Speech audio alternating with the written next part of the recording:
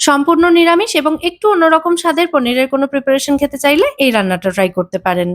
এই রান্নার মসলাটা তৈরি করার জন্য প্রথমে ১ চামচ গোটা মৌরি, একটা ছোট এলাচ, কয়েক টুকরো দারচিনি, স্বাদ অনুযায়ী কয়েকটা শুকনো লঙ্কা এবং ১ চা চামচ মতো গোটা ধনে। এগুলোকে শুকনো অবস্থায় গুঁড়ো করে নিয়ে এর মধ্যে ১ ইঞ্চ মতো আদা, ২ মুঠো মতো নারকেল, আর যদি একটু বেশি ঝাল খেতে ইচ্ছা করে তাহলে ২ টো কাঁচা লঙ্কা দিয়ে সমস্তটা আবারও শুকনো অবস্থায় গুঁড়ো করে নিয়েছি। এরপর টুকরো করা টমেটো আর জল দিয়ে একটা মিহি পেস্ট তৈরি করে রেখে দেব। এদিকে ফ্রাইং প্যানে তেল এবং ঘি একসাথে গরম করে নিয়ে এর মধ্যে টুকরো করে কেটে রাখা ৩০০ গ্রাম পনির দিয়ে নুন এবং গোলমরিচ গুঁড়ো ছড়িয়ে পনিরের টুকরোগুলো ভালো করে ভেজে তুলে নিতে হবে। অনেকেই পনির না ভেজে রান্না করতে পছন্দ করেন, তারা কিন্তু সেভাবেও করতে পারেন।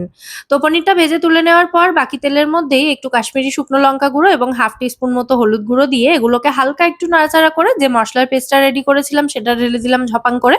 তারপর মসলা থেকে তেল ছেড়ে আসা পর্যন্ত এই মসলাটাকেই খুব ভালো করে কষিয়ে নিতে হবে। যেহেতু মসলার মধ্যে নারকেল ছিল তাই কষাতে কষাতে এটা অনেকটাই শুকিয়ে গেছে। মসলার জারটা ধুয়ে সামান্য একটু জল দিয়েছি, সাথে দিয়েছি স্বাদ অনুযায়ী নুন এবং মিষ্টি। আবারও কিছুক্ষণ সময় নিয়ে কষিয়ে নিয়ে তারপর ভেজে রাখা পনিরের টুকরোগুলো এর মধ্যে দিয়ে পনিরের সাথেও মসলাটাকে একটু কষিয়ে নিচ্ছি।